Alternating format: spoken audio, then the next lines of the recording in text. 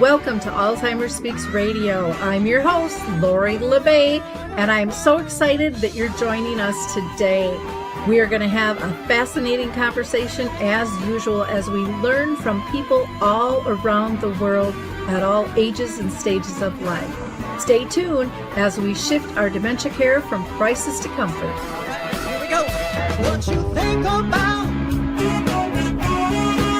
you will bring about dementia change. We will. Hi, everyone. I'm Lori LeBay, and I'm the host of Alzheimer Speaks Radio, and I'm thrilled you can join us today. If you liked our opening music, it's called Clarion Call by the Mark Arneson Band, and you can download that on any of your favorite music platforms. For those of you that are new to our show, Alzheimer Speaks is about sound information, not just sound bites. We like to have real conversations with real people doing neat things in the realm of dementia. So we speak with people all around the world, from those diagnosed to family and friends, to advocates, to researchers, businesses, authors, musicians, movie directors, and so much more. So maybe, just maybe, you could be one of our next guests. Now, before I introduce our guests and we get talking about reimagining dementia, I like to do a couple of shout outs. So one is to Arthur Senior Care. They sponsor a memory cafe I do twice a month, the second and the fourth Wednesday of the month. It's virtual. Anybody can attend. Also to Brookdale North Oaks, we do an in-person group for care partners. Though the last couple of months due to COVID, we have done them online, but anybody is welcome to join, and you can get information by going to alzheimerspeaks.com for further information. Also coming up, I'm really excited because I haven't been doing much in-person stuff. We are going to be doing a film screening and talk back on the film A Timeless Love, and that'll be in Winona, Minnesota, April 7th and April 8th. And again, you can find more information on the site about that. I would be amiss if I didn't put in a plug for Dementia Map. This is a great resource directory, over 150 categories. We're building it slowly because we want the people on there to respond to you. There is an events calendar, so there's lots of free things that you can participate in, as well as a glossary of terms, because we all know we don't know what we don't know, and a blog. So go to dementiamap.com. We're going to hear from Adaptive Equipment and Caregiving Corner, and they're going to be talking to us about the footbar walker, and we'll be right back. I love the footbar walker, and let me tell you why. It is the option for my toolbox that I've been waiting for. Let's be honest, there are some clients who, despite our best rehab efforts, just aren't able to return to performing a sit-to-stand transfer on their own. Now I can offer my caregivers an easier, safer option that doesn't involve hoisting their loved one up from a sitting position. I don't recommend this walker for all of my clients, but I do recommend this walker for those caregivers looking for an easier, safer option with transfers. I would also encourage other therapists to add this walker to their toolbox. It's kind of like having my own mobile parallel bars for the client to pull up on. Whether it's a family caregiver at home helping a loved one with Parkinson's or dementia, CNAs in a long-term care facility assisting their patients, or therapists adapting to client and caregiver specific needs, we now have a very safe and effective option to offer in the footbar walker. Check this product out at thefootbarwalker.com. That's it for today from Adaptive Equipment and Caregiving Corner. Have a great day, and don't forget, if you can't do it, adapt it. Well, I'm thrilled to be back with you, and I can finally introduce you to our guest today. Again, we're going to be talking with a group called Reimagining Dementia, making the world a better place. And so I'm going to introduce you to three of its members. So first, I'm going to introduce you to Robin Gertin. She is an artist who works creatively with people living with dementia at the Bitove Method, which is a virtual arts-based learning center. And as the co-creator, she also works on what's called the Good Conversations, which is a dementia-friendly video series. She has almost 20 years experience working as an expressive arts therapist with people of all ages and abilities. And we're just thrilled to have you with us, Robin. Thank you for joining us. Thanks, Lori. Next, I'm going to introduce you to Simon Lau. Simon is a two-time Grammy-winning musician, songwriter, and record producer. He has worked with people living with dementia for 8 years and has been inspired by his father's journey of 18 years living with Alzheimer's and caring for him. Through his work, he has come to see the true transformation and life-giving power of music. And I'm thrilled you're with us as well. So thank you, Simon, for joining us today. My own mom lived with dementia for 30 years. So I'm right there with you on that journey. And then, of course, we have Mr. Wally Cox, who is an advocate for those with dementia and for those who care for a loved one as well. His goal is to see a reframing of how many view this disease. There's so much fear out there and lack of knowledge. And so he wants to change it from a life of can't do to one of a life that can do. He is also on the board for Dementia Alliance International, and he is on the steering committee for the group Reimagining Dementia. So welcome, Wally. How are you doing today? I'm doing just fine. Thank you, Lori. Well, we're from all around the place. So Simon and Robin are up in Toronto. Wally's in warm California. And I'm in Minnesota. So we're spread all over the place. I'm really excited about having this conversation with you all today. But I always like to start out by asking everybody, have they been touched in their own family or circle of friends with dementia? And I'm going to start with you, Robin, if you don't mind. Oh, yeah, sure. You know, everyone has a backstory, a deep and wide connection with dementia, both professionally and personally. Personally, I have family members, my own father, cousins and aunts and uncles. I've got my best friend's mother, my sister-in-law's mother, like all over the place, of course. And then I've had the privilege of a lot of professional connection with people living with dementia. Wonderful. Thank you for sharing that. You've been touched in a really wide range in terms of family and friends. Simon, how about you? I had mentioned that your dad was living with the disease for 18 years. Yeah, my own dad had it for a long time, and we saw a real change over that time. But he, the thing that I saw was how much music still really meant to him, even when he could not really remember our names or who we were. In fact, could have lost the ability to speak in coherent language in sentences. But music still reached him and really inspired my work in this area and getting involved at the Bitove Academy, which is now the Bitove Method, and I've got to know many people there too who are living with dementia and I've become very close to and formed wonderful relationships with, Wonderful. Thank you. And Wally, how about you? How has dementia touched your life? I remember as a young man, my grandmother, who I loved dearly, started acting a little bit peculiar. And as she slipped into dementia, she was described as being senile, and she lived to be into her 90s. And she fought valiantly, and she always used to tell me I was her first grandchild, and she would tell me that 15 times towards the end every time I went to visit her.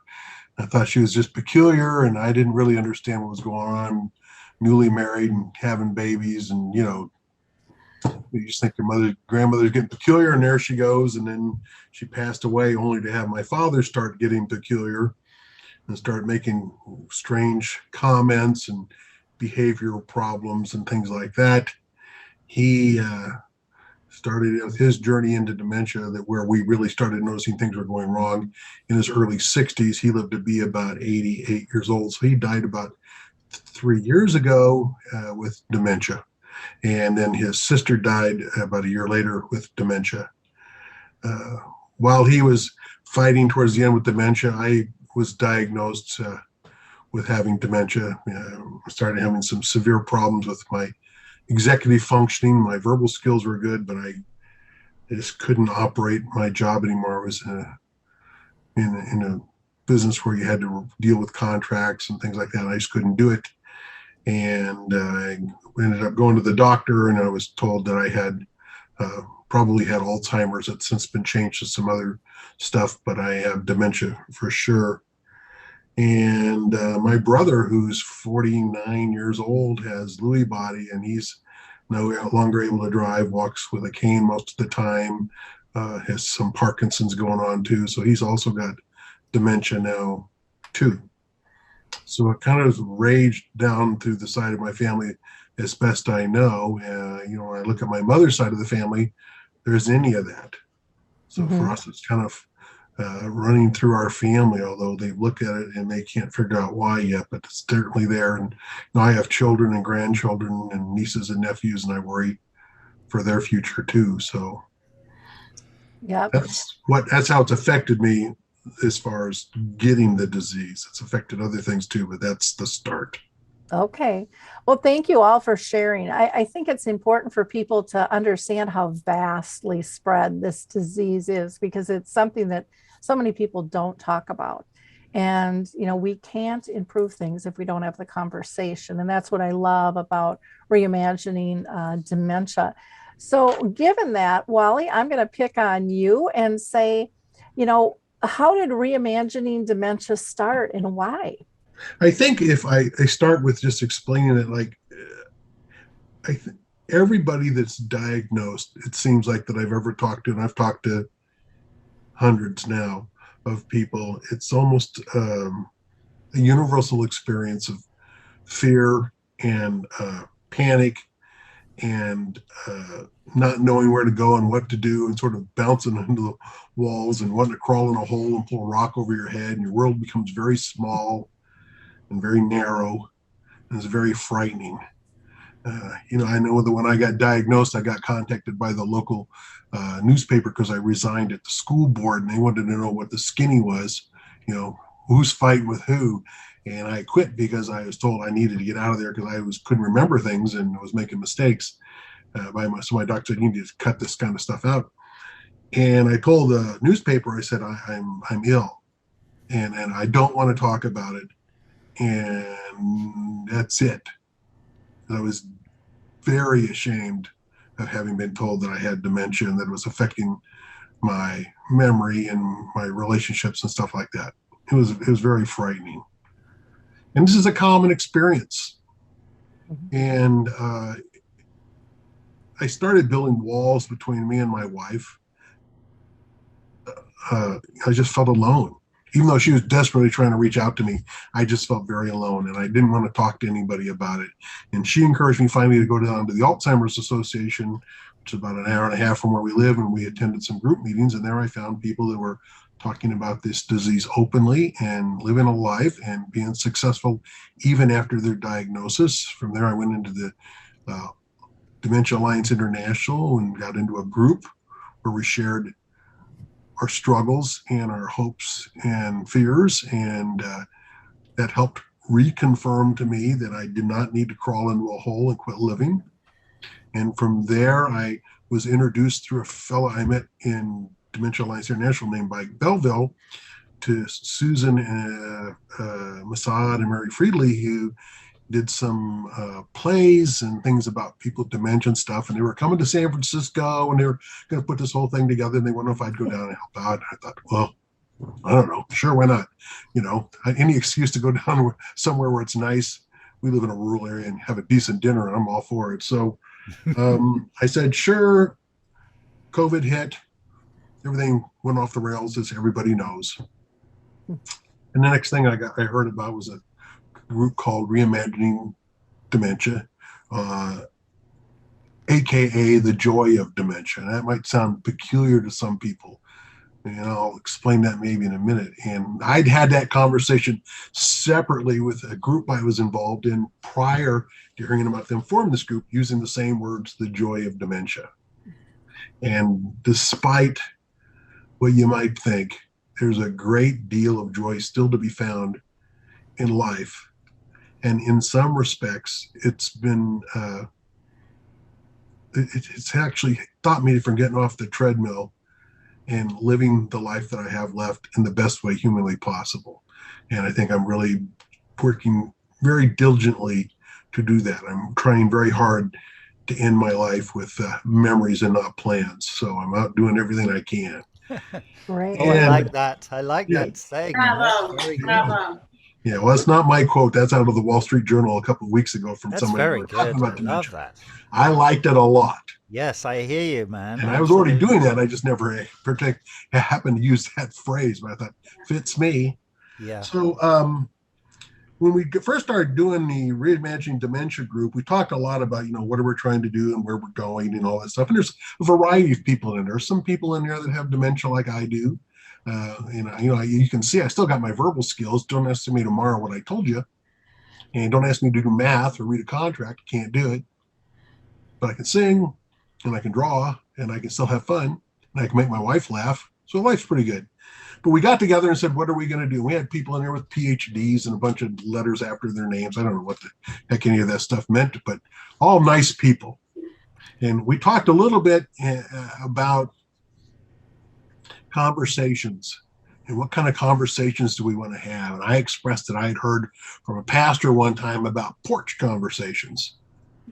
Hey, how you doing? We need to get together and have lunch sometime. How's the kids? Great. Good to see you. Goodbye.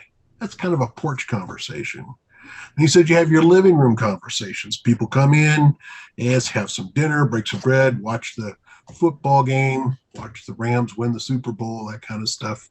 Sorry, everybody else. And anyways, you'd kind of, it's a little more intimate, but it's not really intimate. And then there's the kitchen conversations. That's where you sit down with your kids and you talk about your future. That's when you sit down and talk about to your children and your family about who we are and what we represent. Heartfelt connections. And that's really, I think, at the bottom of everything we're doing is trying to make heartfelt connections to people through music, art, compassion, understanding, connections. It's very difficult to be told you have a fatal disease, go home, do your best, and good luck, as the person who hears it. It's very difficult to be sitting next to your loved one and hear that conversation with the doctor and then with them. And it's very difficult for the healthcare provider who wants to cure you and make you feel better, and that's their life goal, is to make people feel better, to have that conversation with the patient and their care partner. There's hearts and minds being damaged from the top to the bottom, from the right to the left. So we need to reframe this so it's not a catastrophic conversation. It's at its inception. And I was no different 1 minute before the doctor told me I had dementia than I was a minute after he told me I had dementia. In reality, in my mind, I went from point A to point Z in a matter of seconds. And I started reframing my whole view of the world, my relationship with my family, my friends, how I was going to hide out, how I was going to disguise this, what I was going to do, and how, and all these different things started racing through my brain as I started building walls between the relationships of the people I needed most at that time, because I didn't want to damage their heart and I didn't want to damage my own. Yeah. So that's what Reimagining Dementia is going towards, as far as I know. Sounds good. Thank you, Wally. I'm going to go to Simon and ask why you chose to get involved and what have you seen them accomplish so far? Well, it was actually Robin who invited me to get involved with this because, I think you were already attending some of the meetings, as I understand it, Robin, and getting involved. And then there was this idea of creating a song as a sort of a centerpiece or something to kind of represent the goals and the raison d'etre of Reimagining Dementia.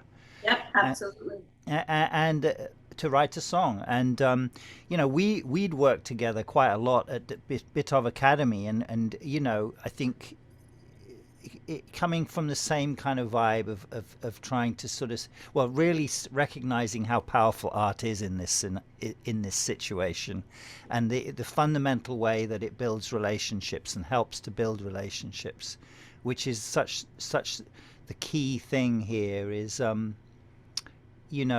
connection. Wally just talked about it a lot.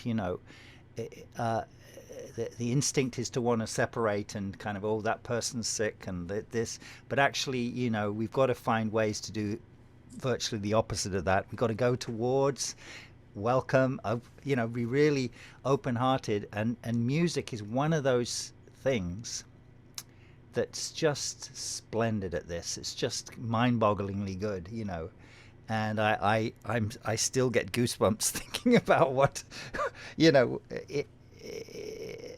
just the way music works. It's quite extraordinary, and I've been doing this a long time. I'm 60 years old now. I've been a professional musician for 35 years. It's like my mind is being blown all over again about how powerful music is. So it was really the music entity and the creativity. Yes, the creative element of trying to put together a really good song. Mm-hmm. and working with a wide group of people living with dementia, researchers, artists, advocates, loved ones, everybody having a say, making sure we really have a message in this song that we can all really get behind. And it was a fascinating process to do that. Well, and what I like is with the inclusivity is I don't think we can have sustainable change if we're not inclusive. I mean, someone's going to hammer it down, one way or the other. So hearing from everybody, I think, is really important. And I think is one of the things I really love about the mission. Robin, what drew you into the group, and what have you seen them accomplish so far? Well, it's pretty amazing, actually. I believe that the coalition, so Reimagining Dementia, a coalition for social justice, is less than 2 years old. Started off as a very grassroots force with just a few academics, policymakers, researchers, a couple of artists, a couple of care partners, and of course led by people living with dementia. And in under 2 years' time, we are over 600 members strong, international, and really all connected just through the magic of Zoom.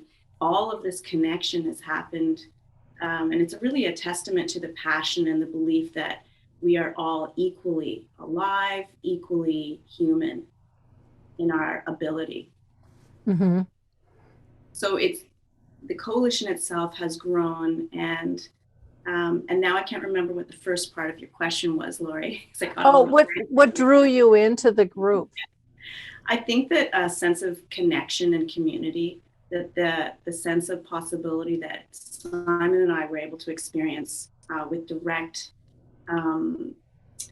relationships with people living with dementia using the arts, and that all of these people coming in with Reimagining Dementia also believe that there was still joy and power in creating something, using the creative arts to get a message across, to end stigma and tragic narrative. I love that. I'm a big believer in joy in the journey, for sure. Otherwise, boy, my 30 years would have been an awfully long one, if you, and just in life in general, I think it's something that people need to understand. It's going to show up differently at different stages of our life, and living with a disease, with any type of form of dementia, is just another stage that we have to learn to adapt. And there's so many beautiful things that are easily accessible for us to leverage and partake in, and then to see this coming together of people all around the world. I happen to be a member of the coalition, though I don't get to many meetings just because of my schedule, but I love the work that everyone is doing with this. Robin, can you talk a little bit about the Let's Reimagine video, and then we're going to share that. You want to set that up for us? Oh, with pleasure, Lori, for sure. First, I just wanted to come back to the fact that people living with dementia can be role models. Their humanity shines through. And I think Wally is just such an amazing representation of this. how Wally is aiming to live his life is how I want to live my life, in the fullest possible way, in the moment, with rich relationships. So this Let's Reimagine is a call for everyone to model better and to live fully.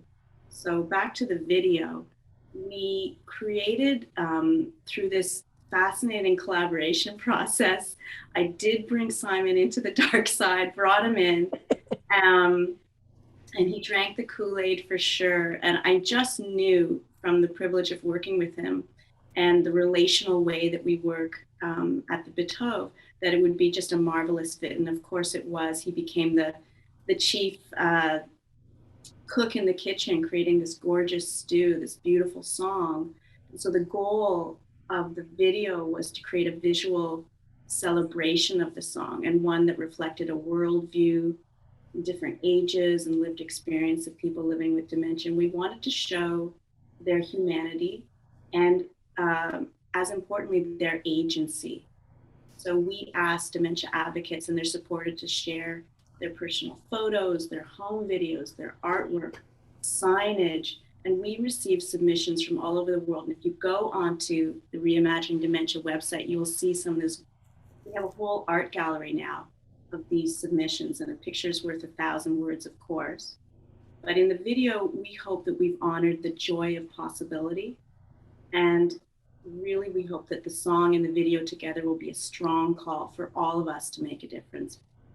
These are the messages that have been shared with such grace and conviction by people living with dementia. Wonderful. Anything that you want to add to that right now, Simon, or should we just go watch it? Oh, enjoy the video. And I'm just thrilled that, when you create music, the next step of making a video to represent that song, and especially if it's a message song, that's a tricky step to get right. And Lindsay and Robin and everyone who contributed and pulled the video together, really stunning work. And I'm so proud of it all. It's wonderful. It really says the video brings to life what the song is saying. Well, let's take a peek and then we'll be right back.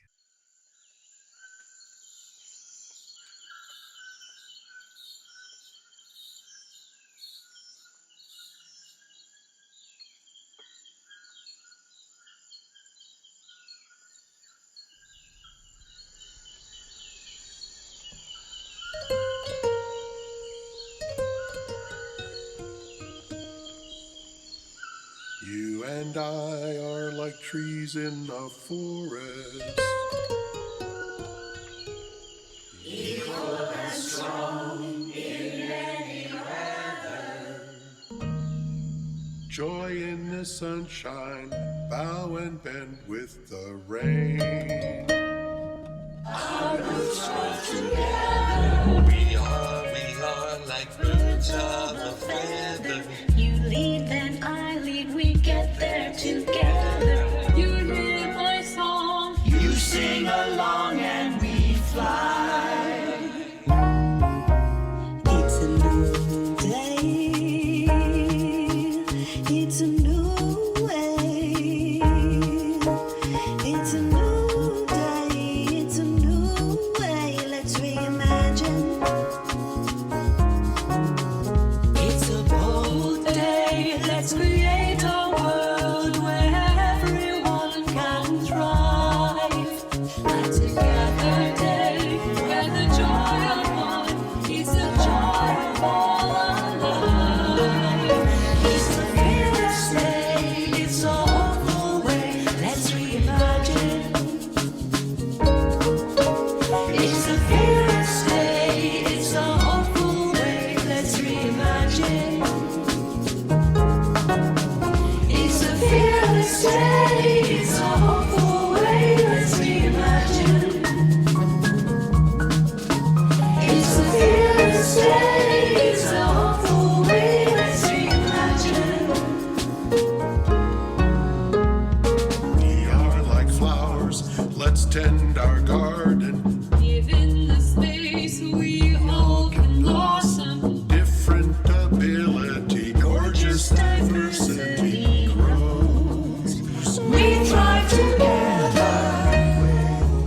people who I thought were my friends kind of disappeared. And I think it was because out of fear, because of what they thought the disease was.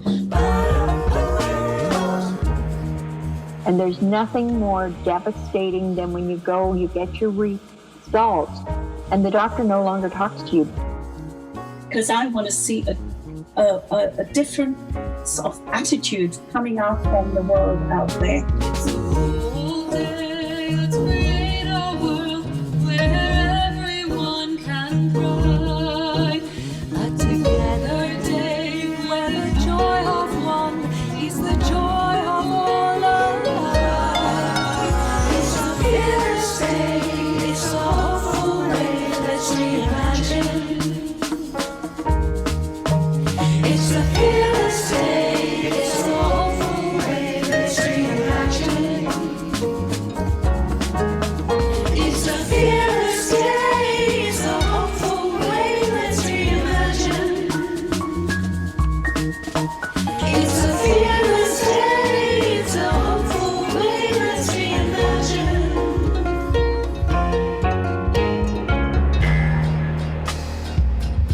जे अब्बां सारे मिल जुल के कम करिए ते इस दुनिया नू बेहतर बना सकते हैं चढ़दी कला विच रहो।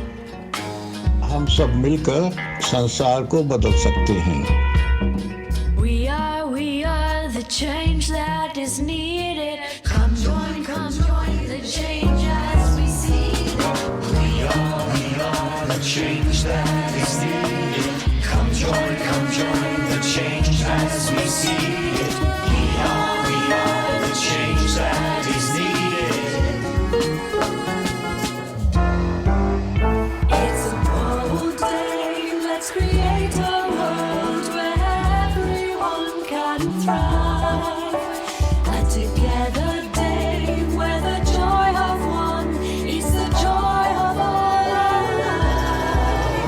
It's a fearless day, it's a hopeful way, let's reimagine. It's a fearless day, it's a hopeful way, let's reimagine. It's a fearless day, it's a hopeful way, let's reimagine.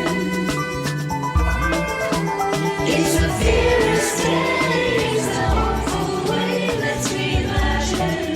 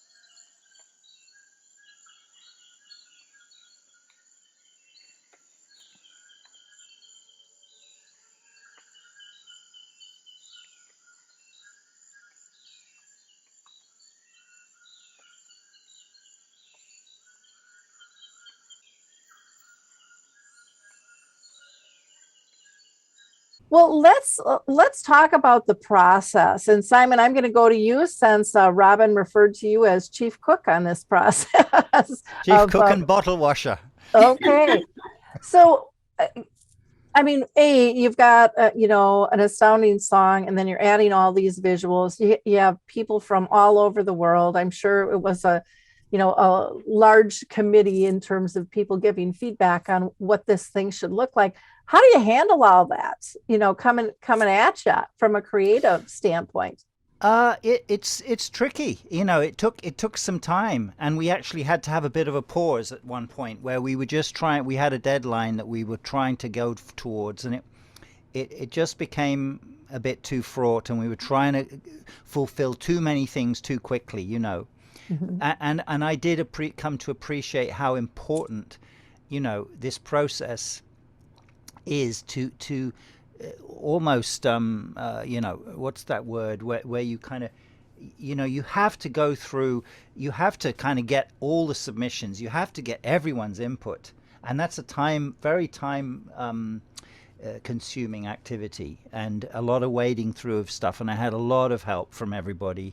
I would give a special mention to Holly Marland, who's another one of the song creators, because lots of people were sending in vocals. We did sessions where we taught them how to sing sections of the song, and everybody was sending in stuff. Now that's a lot of stuff to wade through and put into the right order and find and what and and so Holly helped enormously with that. That's the technical side.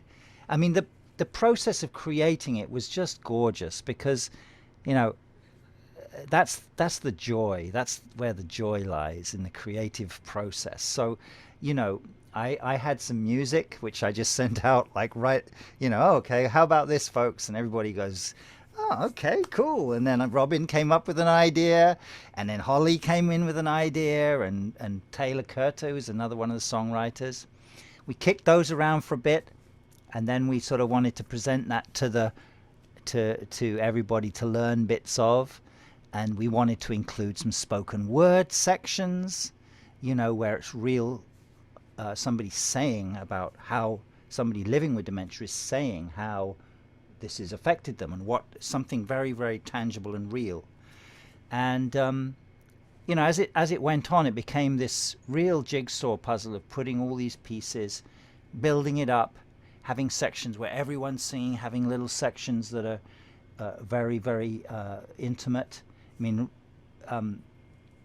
Wally starts us off in the song, and we are like trees in the forest, and it's immediately you're on a journey there, and it's just been quite gorgeous. When I listen back to it now, I feel it really brings joy to my heart to hear it, and I know it's spreading out, and it's, songs tend to do this. They just have their own way. They percolate out, and it's really gratifying to see how it's connecting.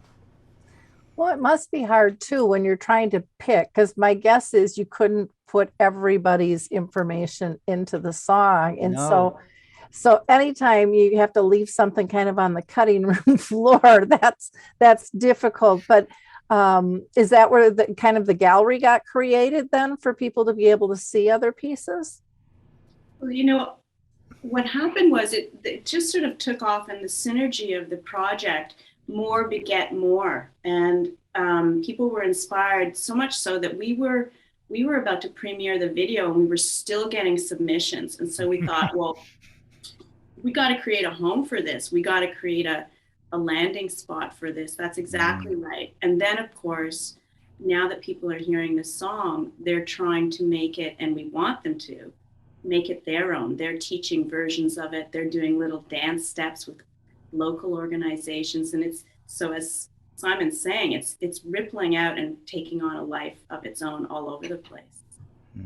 Well, what was very thrilling, I just heard from Mary that there's a group in an organization in Malaysia who want to do a version of the song, and they wanted some sheet music for it. So, we're preparing that. And but my hope is that people do their own versions of it, and I've provided various versions on the website, ones that don't have it's just an instrumental version. You could make up your whole song if you want, or you could just have the choruses and do your verses the way you like.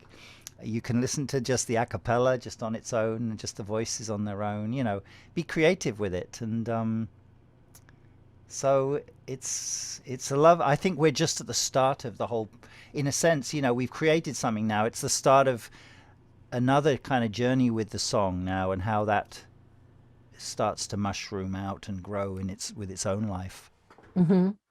Well, and that's neat, because a lot of times people create something and it's like, no, it's mine, it's ours. You can't touch it. None of that. And to be able to just give freely and see what others do.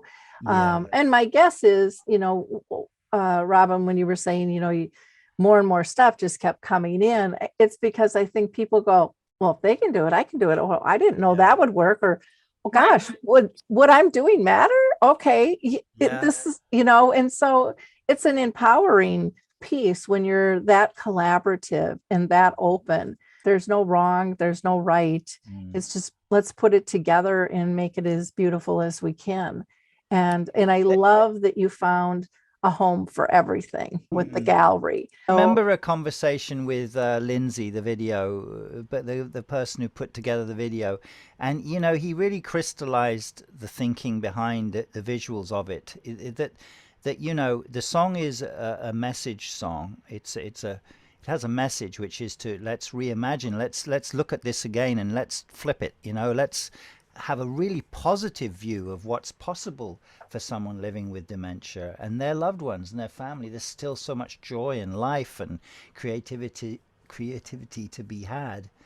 And so he was said, we just need lots of stuff where people are really enjoying themselves and having a wonderful time. And we've got so many gorgeous clips in there, that are very touching and fit the sentiment of the song. The song is a joyful song, Mm-hmm.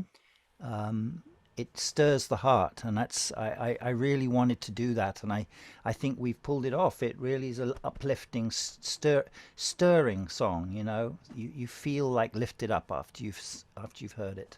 Wally, what was it like for you to be part of this whole creative process? I found it daunting. You have to get on a computer and do a bunch of other stuff and click on this and download that and put it somewhere in the outer space or something. I don't know. So I finally reached out to a friend, Casey Akeland, over in Reno, and we were going through there. So I said, can I come by and maybe you could record this and send it to orbit or wherever it needs to go? I don't know, because it's just hard to do when I'm not computer literate at all. And so I went over there, and he very kindly I sat down in a chair and sang it as best I could, not knowing what the heck I'm doing. And then, next thing I know, I hear it in the song. It was kind of fun to hear your voice. Although I have since gone over and signed up for beginners singing at the junior college. I think I bit off more than I can chew, but I don't know if you need help. Beginners class, Wally. I think you could go to, at the very least, intermediate class. Holy smokes. No. I'm learning about what notes mean and what those little other dots all over the music mean. And I thought, holy mackerel. I told the teacher, what do you think so far? I said, I just want to know how to sing Happy Birthday better without making a fool out of myself. So, but I'm having fun because I love to sing, and I never heard myself sing. I've sang, wow. But I never ever heard myself sing. So it's kind of, gee, there you are. There you go. Isn't that great? Wow. I thought you'd done lots of singing. I sing a lot. I've sang at church. I sang up in front of people, but I never heard myself. You sing, and yes, it's gone. I understand. Okay, so you do sing in church and things. You've. I used to. I don't right now, but I sing at home, and my poor wife nuts, but that's okay. And now you've got a legacy piece. A legacy piece. Yep. Exactly. Yep. And you think of how many people are part of that whole process. That's pretty cool too, in and of itself. There's a lot of voices in there. A lot of voices. But I just say one thing, actually, Laurie. What was lovely is that there was so many people submitting stuff, and there's, because we have these big choruses, absolutely nobody who submitted anything is not in there. You know, everyone's in there, even if they're just in there for the choruses. You know, it's like everyone's voice who sang and sent stuff in is in the song, and it's that was very important to me to make that happen. And when you have a big chorus like that, the more the merrier, you know. Mm-hmm. Oh, neat. Robin, was there a special phrase or a favorite line, or and my guess is that probably changes as you listen to it. I know, like I do a preview of a screening of a movie, and I probably showed it 300 times, and different things hit me differently every time, you know, I watch it. But is there something that stands out to you? You know, it all of it is gorgeous. And you're right, Lori, every time you listen to it, and I encourage everybody to go on the Reimagining Dementia website, have a listen, go on our YouTube channel, have a listen.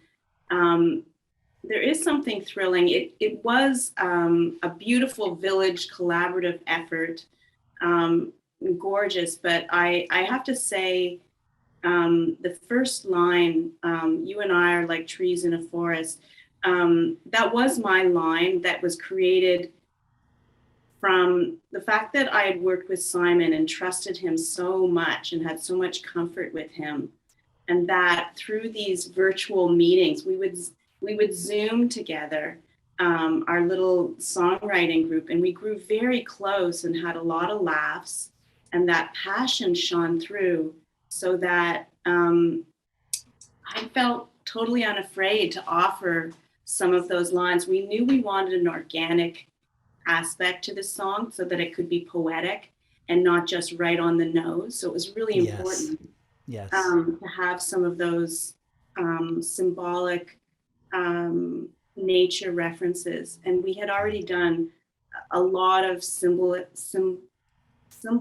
work with the idea of trees being resilient, and then being, in a sense, community and supporting each other below the ground with their roots. And when I put forward that line as one of the songwriters, and it lasted. It went through all of the collaborative. It was massaged and vetted and so forth.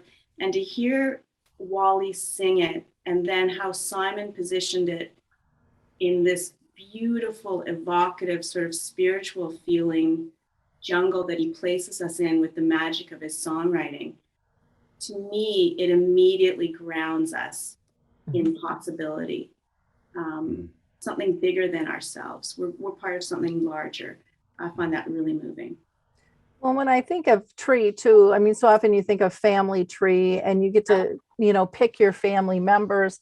But I also think of, you know, the strength of the tree, but then also the beauty of the trees going through the season, and each one is precious in its own right. And I think of the, you know, to me, the progression of the disease, each phase, there's beauty there. You know, you just have to look for it sometimes. It's a very, very, you know, powerful song. How about you, Simon? Any particular phrase or feature within the song that just hits you each time? What really hits me nowadays is after quite a lot of the song has gone by, you have two gentlemen, and oh my goodness, why can't I remember JP and JP. And who? What was the second fellow?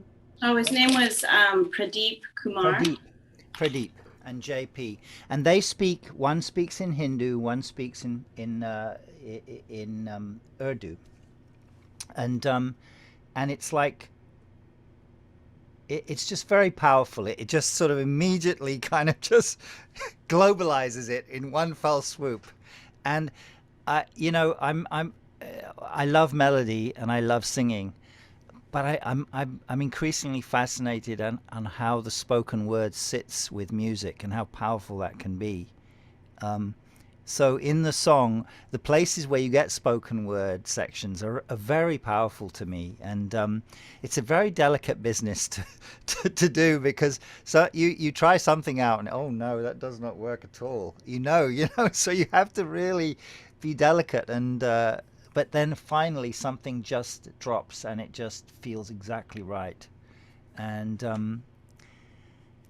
but it's quite a journey, this whole song. I mean, somebody said to me, it's quite long, isn't it? I said, yeah, it just sort of, it's not a 3-minute pop song. No, it's a real kind of, it has a real beginning, and it travels, and then it comes to, and we even have a fancy key change at the end, Yes. Yeah. Wally, you wanted to add something? Well, it's not so much as a song as it's a story Yeah. that's sang. Yes. So you don't normally tell stories in 320 seconds or whatever, whatever how long that is. I mean, it's a story.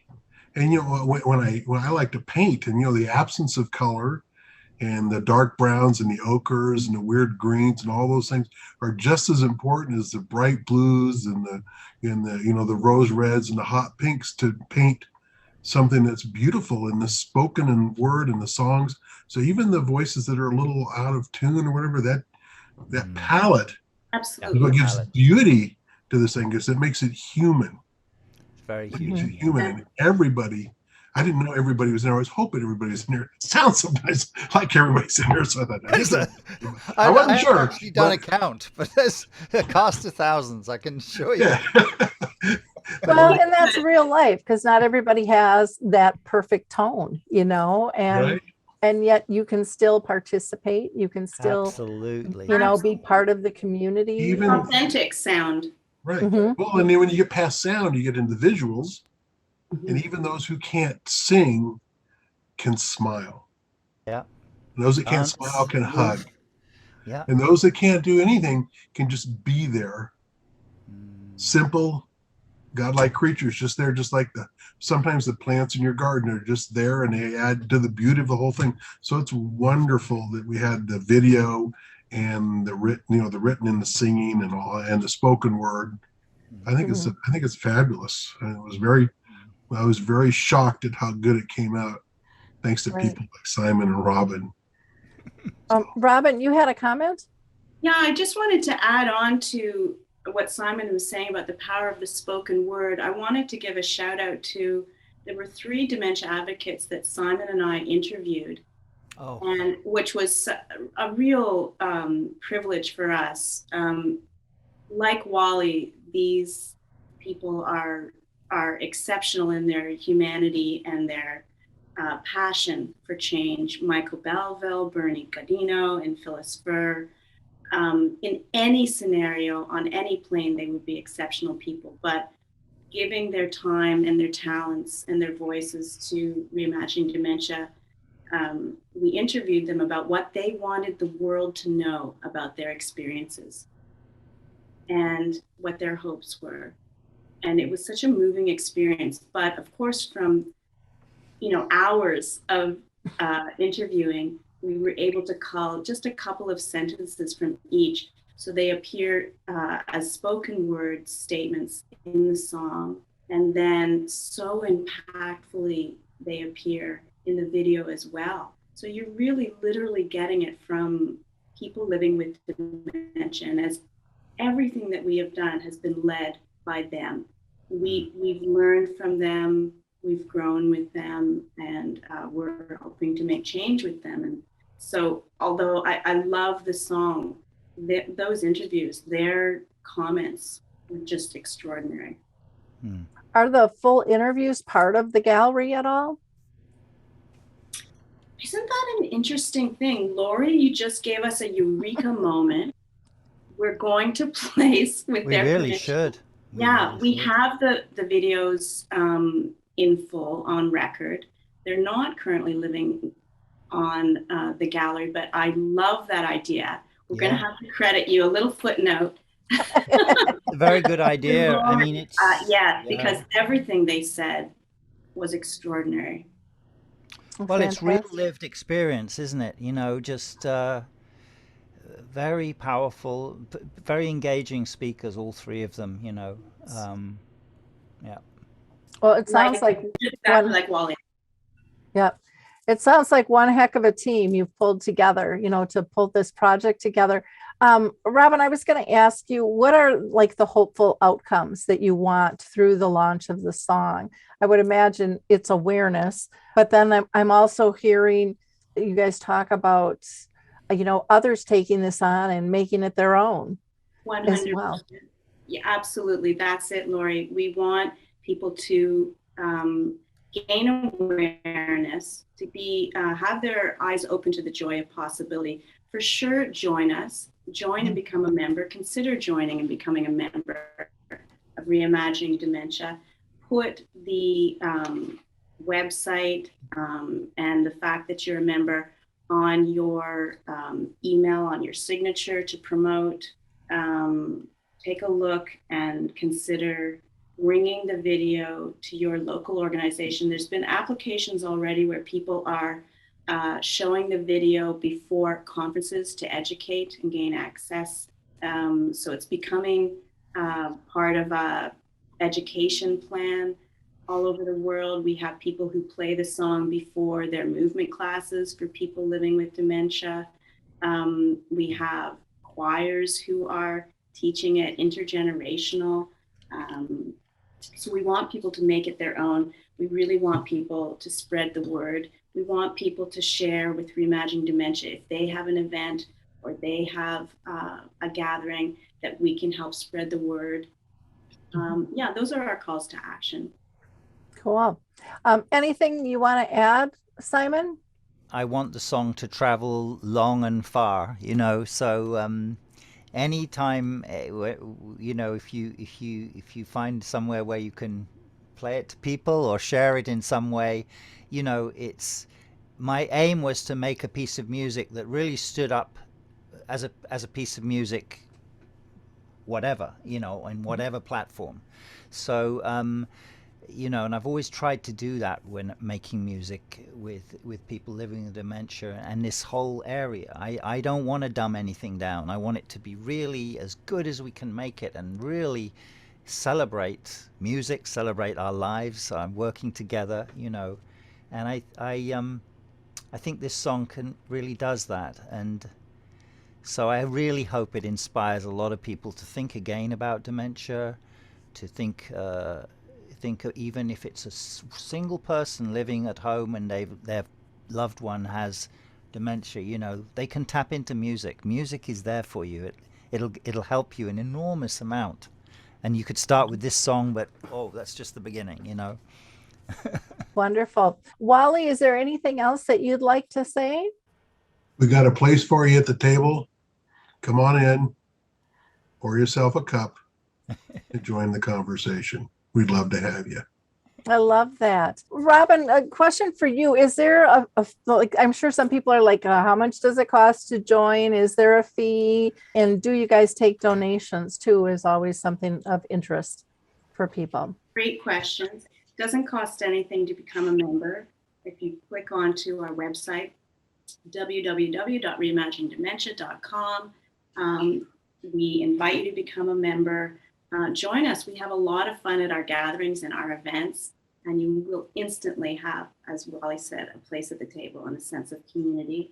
In terms of donations, we do accept donations, and we are trying to, just recently started the donation program.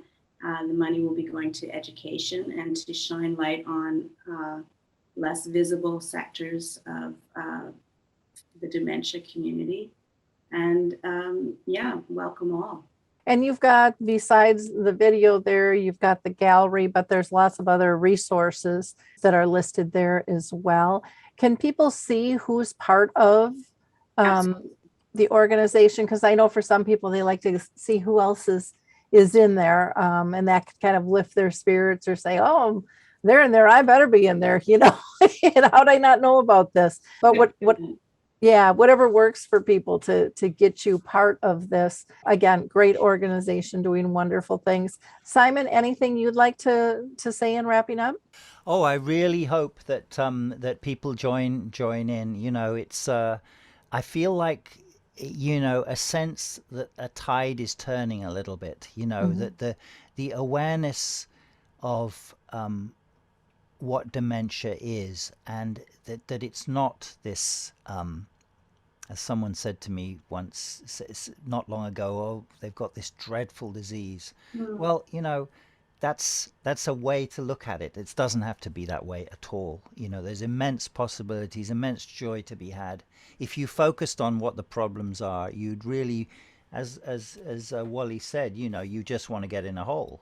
But it doesn't have to be that way at all. And there's a wonderful community of people who love life and who are very welcoming and want to have a lot of fun and create. And so, yeah, join us, please. Well, and I kind of wonder if COVID wasn't a gift for this collaboration to come together, because it got everybody more comfortable with Zoom and talking with people around the world. So I kind of think, as much as we all want it to go away, I think there's been some really benefits to that, and people wanting to do something and be part of something. So again, I just clap my hands here together and honor you guys for pushing this out into the world. And here at Alzheimer Speaks, we are going to try to push it out for you a little bit further and really encourage people again to go to reimaginingdementia.com. You can also email them at reimaginingdementia@gmail.com. Check it out. And like I say, with all of our shows, don't keep this stuff a secret. It doesn't do anybody any good. Pass it along. We're better together. We're stronger, and we can make change so much faster, and we're smarter when we all work together. We find out things are possible that maybe we didn't know were. And so it's a beautiful thing when people come together and reimagine what life could actually be. So thank you all for your time today. So thank you. Thank you, Laurie. Thank you very much.